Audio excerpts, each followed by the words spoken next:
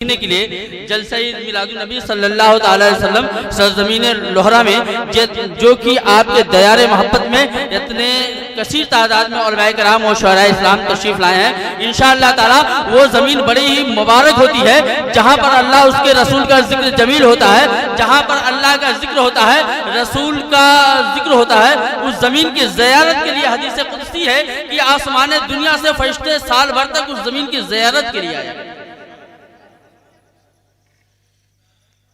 उस जमीन की ज़ियारत के लिए आसमान दुनिया से जमीन की ज़ियारत के लिए फरिश्ते आए और मिलाद पाक की फजीलत अल्लाह एक वाक़या समाप्त कर लें, थोड़ा सा मूड बनाए, उसके बाद फिर इंशाअल्लाह ताला बड़ी तेज़ी के साथ हमारा काफिला रवा दवा रहेगा, क्योंकि सर्दी का मौसम है, कल सबको बारात भी करनी है, शादी का माहौल है। और दूल्हे मियाँ अगर आप कहीं भी हो तो आपके ही तवस्सुल से इस महफिल को सजाई गई है। आपका, आपके वालिद का, आपके अहले खाना अहले घर वालों का आना बहुत ज़रूरी है, क्योंकि जब आप ही लोग नहीं रहेंगे तो मज़ा नहीं आएगा। इस वजह से बहुत जरूरी आप लोगों को रहना। अल्लाह के प्यारे नबी सल्लल्लाहु अलैहि वसल्लम मदीनतुल मुनव्वरा की गलियों में गश्त फरमा रहे थे, रात का अंधेरा था, आप टहल रहे थे और आपका ये मामूल था कि मेरे आका सल्लल्लाहु अलैहि वसल्लम रात की तन्हाइयों में ये पता करते थे कि किसके घर से धुआं उठा है कि नहीं उठा है, किसी के घर में खाना बना है कि नहीं बना है। अलगरज जो है मेरे आका सल्लल्लाहु अलैहि वसल्लम मदीने की गलियों से गुजर रहे थे, अचानक रात का काफी हिस्सा गुजर गया था, एक घर से आवाज आई, कुछ लोगों की बोलने की आवाज। आका ठहर जाते हैं, दरवाजे पे दस्तक दी, एक शख्स निकल के आते हैं, देखा सरकार खड़े हैं, सलाम अर्ज़ किया, कहा या रसूलल्लाह इतनी रात को? कहा मैं तो रात को टहल रहा हूँ, जरा ये बताओ कि घर में आने की इजाजत नहीं दोगे? साहबी फरमाते हैं या रसूलल्लाह मेरी किस्मत, मेरा मुक़द्दर आज अवज़ सुरैया भी है कि सरकार मेरे घर तशरीफ लाए। चले ले गए घर पे तो देखा पूरा घर जाग रहा, बीबी बच्चे बूढ़े बच्चे जवान सभी जाग रहे। सरकार फरमाते हैं ऐ मेरे प्यारे साहबी क्या हो रहा? इतनी रात को पूरे घर वाले जाग रहे हैं, बच्चे भी जाग रहे हैं, बूढ़े भी जाग रहे हैं, औरतें भी जाग रही, जवान भी जाग रहे हैं, सभी लोग जाग रहे हैं और वो जाग ही नहीं रहे, सब इकट्ठा बैठे हुए। क्या बात है, मामला क्या? मेरे सरकार फरमाते हैं, सरकार से साहबी फरमाते हैं या रसूलल्लाह सल्लल्लाहु अलैहि वसल्लम बड़े अदब से हाथ बात के फरमाते हैं मेरे सरकार आपकी मीलाद पढ़ी जा रही है। क्या फरमाया? आपकी मीलाद पढ़ी जा रही है। मेरे सरकार के चेहरे पे मुस्कुराहट आ जाती है और फरमाते हैं, क्या फरमाते हैं, आप सुनना चाहते हैं? मेरे सरकार ने क्या फरमाया? अगर सुनना चाहते हैं तो दोनों हाथों को बुलंद आवाज से सदाओं में लहरा के कह दे या रसूलल्लाह या हबीबल्लाह।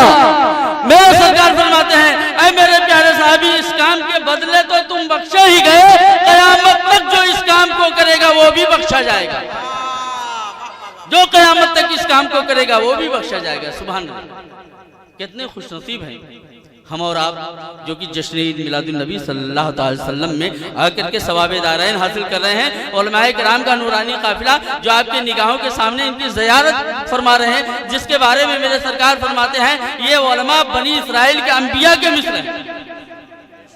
यह आपके गांव की खुशनसीबी है कि इतने उलमाए किराम आपके यहाँ तशरीफ लाए हैं। बहरकत थोड़ा सा एक माहौल दे, मैं बात को आगे बढ़ाऊं क्योंकि पूरी लंबी फहरिस्त है और फैजान एजेंसी वाले भाई भी अपना काम कर रहे हैं। आप देखिएगा इंशाअल्लाह ताला 2-4 दिन के अंदर आप नेट पे होंगे और यूट्यूब के जरिए से जो है आप देखेंगे इस प्रोग्राम को जो आज सरजमीन लोहरा में हो रही है। और यहाँ पर हिंदुस्तान के वो शायर, वो नकीब, वो खतीब आए हैं कि वाकई जिनकी तारीखें लेने के लिए मुझ जैसे नाचीज को 2 महीना पहले तारीख लेने की इजाजत लेनी पड़ती है। अगर हमको अपने यहाँ बुलाना पड़ता है, महताब अशरफ किशोचवी को जो है गुजरात से तारीख लेने के लिए हमें कई बार फोन करना पड़ता, तब जाके तारीख मिलती है बामुश्किल। और मुझे तो फख्र होता है ऐसी शख्सियतों के बारे में। अभी चंद ही दिन पहले 25 नवंबर को मेरा साबका हुआ था। वाकई हिंदुस्तान के 6 शोरा में नंबर 1 पे आने वाली हुई शख्सियत महताब अशरफ किशोचवी जो आपकी निगाहों के सामने है। ऐसी ऐसी शख्सियतें आपके दियारे मोहब्बत में तशरीफ लाएं, थोड़ा सा एक माहौल बना दें और ये जी लगा करके जो है आप बैठे कि इंशाअल्लाह ताला हम बैठे हैं तो कुछ हासिल करके जाएंगे। जश्न ईद मिलादुन नबी में आए हैं तो कुछ हासिल करके जाएंगे, कुछ लेकर के तोहफा तहफ़ यहाँ पे जाएंगे ताकि हमारी बख्शिश का सामान बन सके, हम अपनी बख्शिश का सामान मुहैया करके यहाँ से जाएंगे। शायर कहता है मांगे शब्बर रब्बे हबली की दुआएं मुस्तफा, मचल के बोल दे सुभान अल्लाह। मांगे शब्बर रब्बे हबली की दुआएं मुस्तफा, हम करे आराम तकलीफें उठाए मुस्तफा। मांगे शब्बर रब्बे हबली की दुआएं मुस्तफा, हम करे आराम तकलीफें उठाए मुस्तफा। बाप तखलीके दो आलम खालिके कुल ने कहा, हमने तो दुनिया बना दी अब चलाए मुस्तफा। बाप तखलीके दो आलम खालिके कुल ने कहा, हमने तो दुनिया बना दी अब चलाए मुस्तफा, हमने तो दुनिया बना दी अब चलाए मुस्तफा। और फिर आगे शायर लिखता है कि हकीकत में जन्नत के वही हकदार होते हैं, हकीकत में जन्नत के वही हकदार होते हैं कि जिनके दिल में बसे अहमद मुख्तार होते हैं। मेरा ईमान है आका मेरे जिंदा है कब्र में, अरे जो कहते हैं उन्हें मुर्दा वही मुर्दार होते हैं, जो कहते हैं उन्हें मुर्दा वही मुर्दार होते हैं, जो कहते हैं उन्हें मुर्दा वही मुर्दार होते हैं। हजरात अभी मैंने आपको बताया कि मैं सीखने के लिए आया हूँ, अभी हमें सीखना है जनाब कमर आज़मी साहब से नकाबत कैसे की जाती है। ये तो इनकी ज़र्रा नवाजी थी कि इन्होंने बहुत बढ़ा चढ़ा के मेरा तारुफ किया, लेकिन अगर मैं ऐसा होता तो आपके दरमियान बार बार आता और कहीं ना कहीं चेहरा आप देखते, लेकिन मैं सच बोल रहा हूँ कि मैं सीखने के लिए आया हूँ। ये इन लोगों का कर्म है कि जो बोलने का हमें मौका मिला है। बहरकैफ आप तमामी हजरात अब नात का दौर चलेगा और नात के तवस्सुल से थोड़ी सी बातें सुन लें, उसके बाद इंशाअल्लाह नात का मफहूम आपको समझ में आ जाएगा कि नात क्या है। नात हकीकत में इबादत है।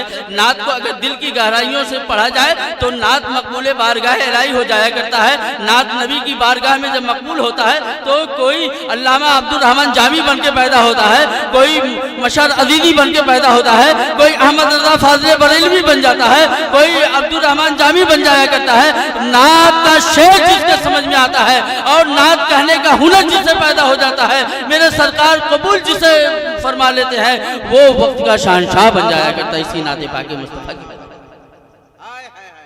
मैं आपको बताऊं, आपके शहर आजमगढ़ जिला आजमगढ़ का एक कस्बा घोसी है, वहाँ के एक शायर थे मुस्तर आजमी। मुस्तर आजमी अब दुनिया में नहीं रहे, लेकिन बहुत ही गरीब शायर थे और कलम का बादशाह। वो शायर अल्लाह के प्यारे नबी की ज़ियारत की तमन्ना अपने दिल में लेकर के अपने टूटी हुई झोपड़ी में बैठ करके नबी का नाम नात लिखता था और नात लिख करके अपने दिल को तस्कीन पहुंचाता था, अपने दिल को राहत, अपने कल्ब को राहत वो शायर पहुंचाया करता था। एक बार उसी घोसी की सरजमीन से हुज्जाद किराम का काफिला मदीना तैयबा की तरफ रवाना हुआ और जब इनको खबर मिली तो मुस्तर आज़मी साहब जो है नंगे पांव अपने दयार से निकलते हैं, अपने झोपड़ी से निकलते हैं, हुज्जाद किराम के काफिले में हाजी साहबान के काफिले में शामिल हो जाते पहुंचाने के लिए, और आंखों से आंसुओं के कतरात जारी हैं और रमा दवा हैं।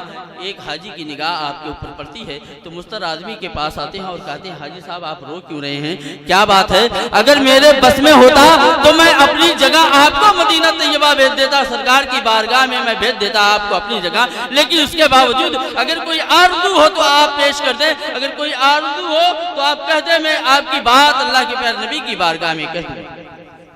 मुस्तर आज़मी कहते हैं मेरे सरकार से सिर्फ इतना कह देना कि सरकार आपका एक दीवाना, आपके गुलाम, आपका एक गुनाहगार उम्मती जो है सरजमीन घोसी में आजमगढ़ जिले में एक टूटी हुई झोपड़ी में बैठ करके आपके इशारे का मुंतज़िर है, आपके दर पे आना चाहता, अपना और अपने कलम से लिखी हुई आपकी एक नात सुनाना चाहता है और उसके बाद नात के आखिरी शेर में वो चाहता है कि उसकी रूह निकल जाए, आपके दयारे मोहब्बत में वो दफन होना चाहता है। तमन्ना कितनी अजीब हुई शायद, नात सुनाना चाहता है, नात के आखिरी शेर में दम निकलने की भी तमन्ना करते हैं।